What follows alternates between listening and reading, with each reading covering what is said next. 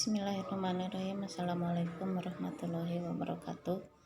Selamat siang anak-anakku semua. Semoga kalian dalam keadaan sehat walafiat semuanya. Sebelum ke pembelajaran, jangan lupa berdoa terlebih dahulu.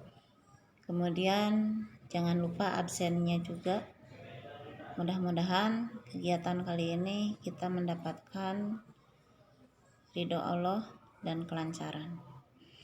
Untuk pertemuan kali ini, Ibu akan menyampaikan materi PKN, yaitu tentang perilaku warga negara sesuai nilai-nilai Pancasila.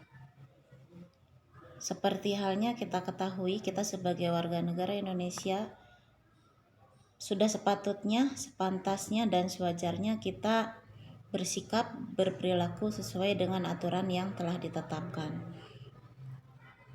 Kemudian tujuan pembelajaran sekarang adalah yang pertama, kalian harus bisa mendeskripsikan Pancasila sebagai dasar negara dan ideologi negara.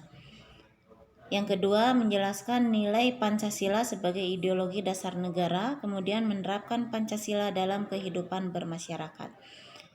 Silakan digarisbawahi ini untuk yang poin 3. Menerapkan Pancasila dalam kehidupan bermasyarakat. Otomatis secara langsung kita mengaplikasikan nilai-nilai Pancasila dari setiap butirnya, mulai dari ke 1, 2, 3, 4, sampai 5. Kemudian yang selanjutnya, dalam lingkup pembelajaran, di sini memuat 3 kegiatan. Yang pertama, Pancasila sebagai dasar negara. Itu sudah jelas.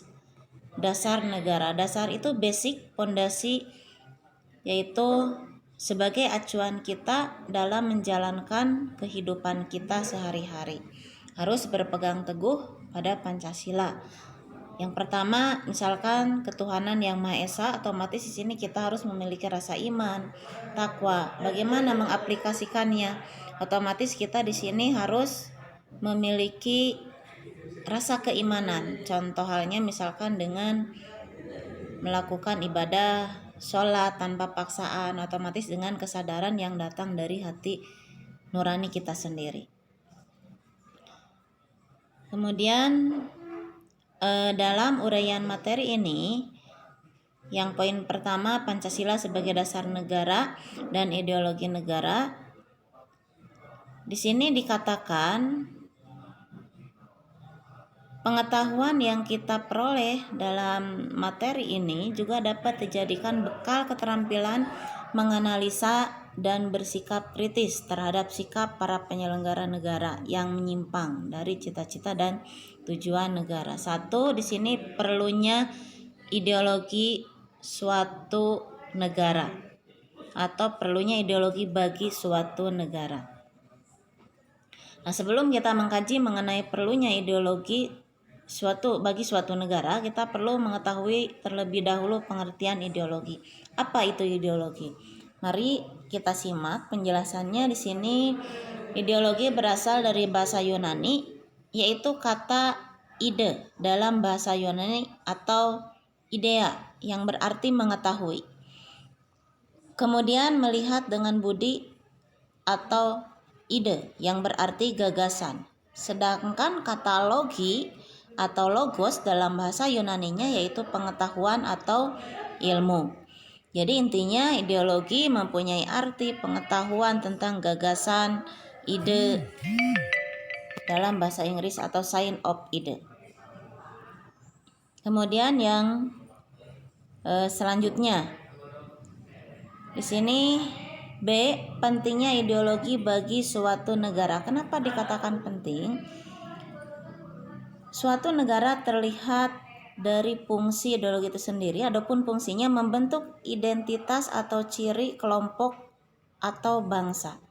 Ideologi mempunyai kecenderungan untuk memisahkan, ya, dalam tanda kutip memisahkan kita bangsa yang memiliki ideologi yang sama.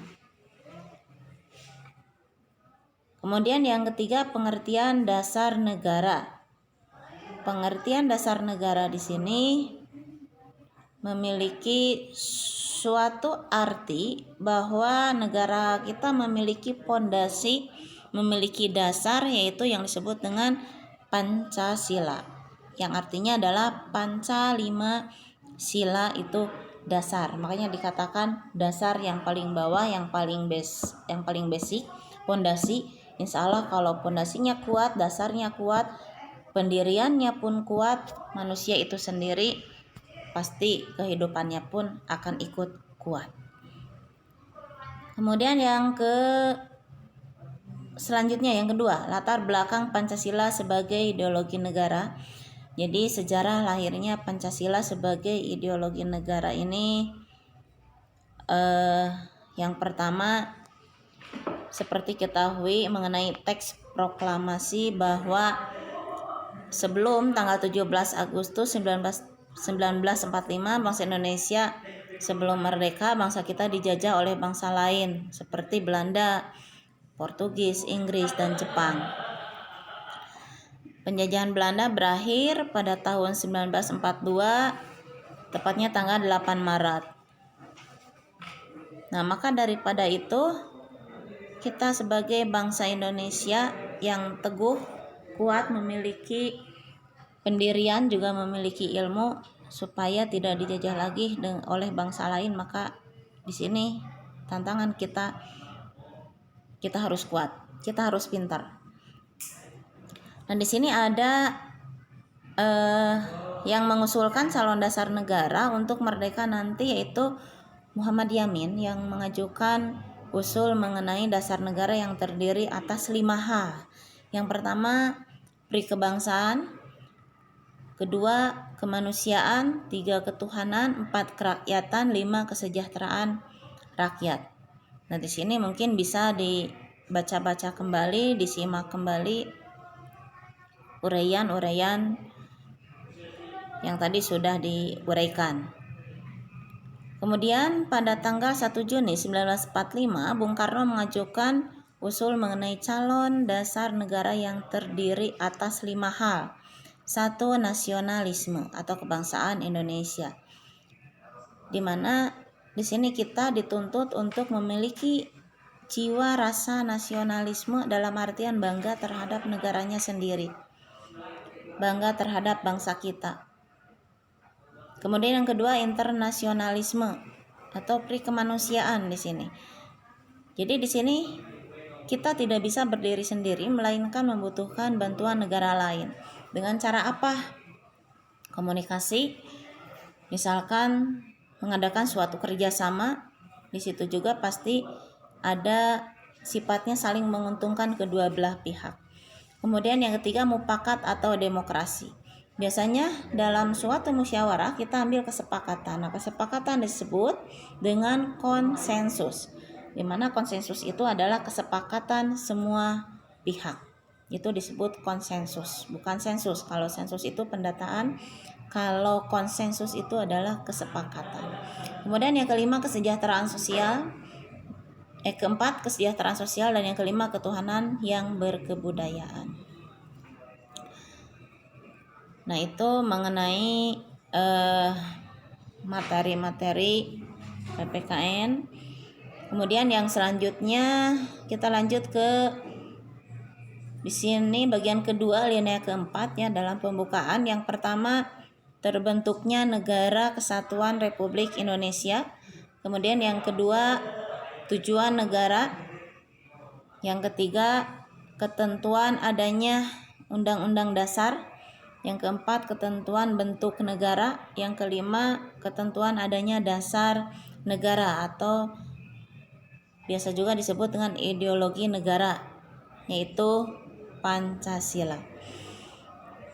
Nah, kemudian di sini ada latihan, coba kalian simak ya dengan baik.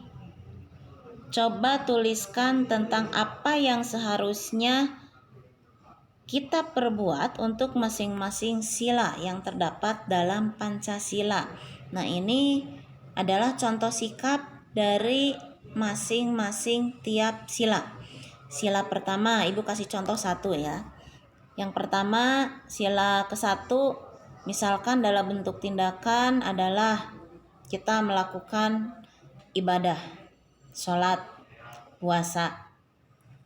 Kemudian contoh yang kedua di sini toleransi.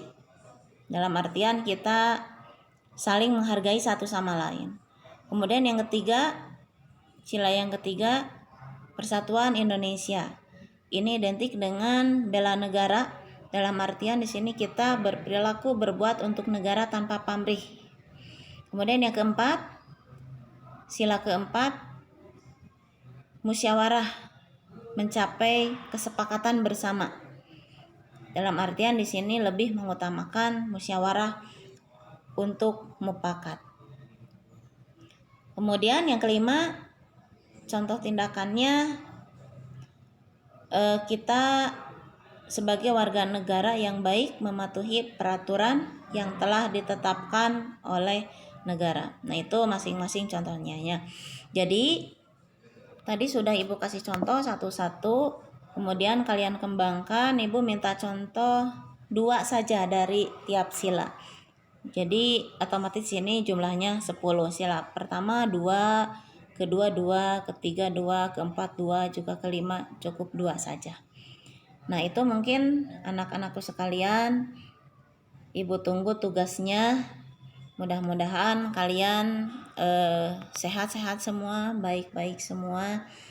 Jangan lupa ngabsen, jangan lupa berdoa, selalu bantu kedua orang tua kalian beribadah tanpa disuruh oleh siapapun.